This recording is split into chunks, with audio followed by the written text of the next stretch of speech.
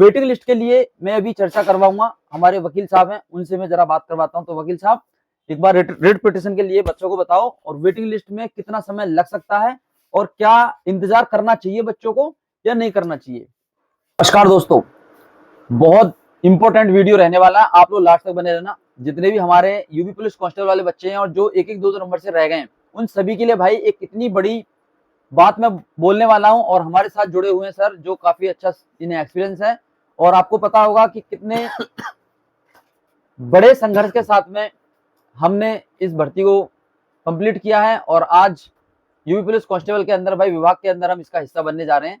तो भाई सबसे बड़ी बात, जो बच्चे यूपी पुलिस के अंदर एक ही दो नंबर से रहे हैं, और रिट पिटीशन की भी बात मैं यहाँ पे रखने वाला हूँ, जो बच्चे वेटिंग लिस्ट का इंतजार कर रहे हैं। तो भाई सबसे पहले हम जानना चाहते हैं जो हमारे विभाग के अंदर लोग हैं, और वो क्या कहना चाहते हैं, क्या मजा उनका। तो देखो भाई, यूपी पुलिस कांस्टेबल के अंदर सर, जैसा कि अभी क्या है, कम से कम 67,000 बच्चे बाहर हुए हैं। 67,000 भाई बहुत होते हैं, मैं भी मानता हूँ 67,000 बच्चे बहुत होते हैं। आज ये दुख तो होता ही है। तो 67,000 बच्चों का दुख जो होता है ना, वो मैं बहुत करीबी से देख चुका हूँ खुद। सर हमारे यहाँ पे 8 कैंडिडेट का सिलेक्शन हुआ था, 8 कैंडिडेट का। 8 कैंडिडेट में 7 तो बॉयज थे और एक उसमें फीमेल थी। उसमें से सर फीमेल से तो दौड़ नहीं लगी थी, हालांकि दुख हुआ, बहुत दुख हुआ। उस फीमेल कैंडिडेट ने पहले कई सारे एग्जाम निकाल रखे थे और फिर नंबर भी अच्छे थे। उसके बाद में 7 जो बॉयज थे भाई, उसमें से हमारे गांव से 2 कैंडिडेट का हुआ है, जिसमें से एक हमें भाई आप सभी की कृपा से, दुआ से, भगवान के साथ से हमारा हुआ, और एक और कैंडिडेट है हमारे साथ के ही, तो 2 कैंडिडेट का हुआ है। हालांकि भाई 5 कैंडिडेट ऐसे रह गए जो बच्चों की मेहनत बहुत अच्छी थी। अब ऐसे ना जाने सर कितने बच्चे ऐसे हैं जो काफी ज्यादा परेशान हैं, और लगातार उनके यही कमेंट है कि सर वेटिंग लिस्ट आनी चाहिए। और वेटिंग लिस्ट क्यों आनी चाहिए? क्योंकि 60,244 बच्चों की भर्ती है ये, और इसमें मात्र 52-53 हजार बच्चों की ट्रेनिंग होने वाली है। अब ऐसा क्यों कह रहा हूं मैं?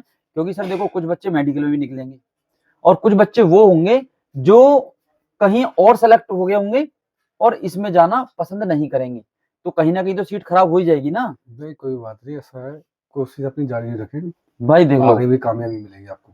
आप हिम्मत मत हारना, हिम्मत मत हारो। सर से पूछ लो, मैं सर के सामने आपके लिए एक एग्जाम्पल बना हुआ खड़ा हुआ हूँ। सर मुझे कितने साल से जानते हो? सर ईमानदारी बताना कि आप कितने साल से मुझसे परिचित हो, और मैं तैयारी में कब से था? 14-15 साल सा हो गया।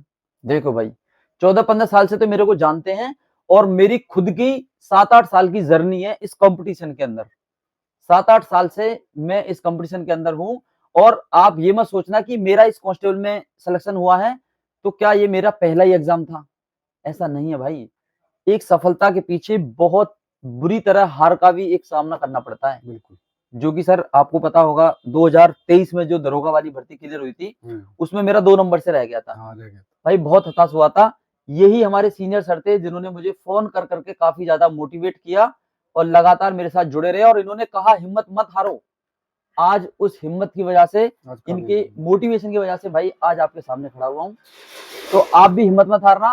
तो सभी कैंडिडेटों के लिए राधे राधे, राम राम, जय श्री राम।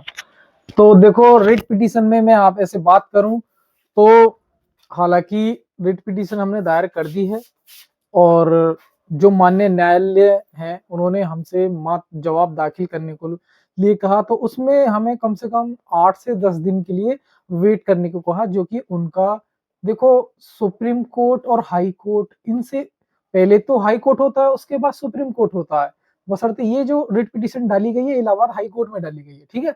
तो यहाँ से जो माननीय न्यायालय जी का जो आदेश होगा वो भाई सर्वोपरि होगा।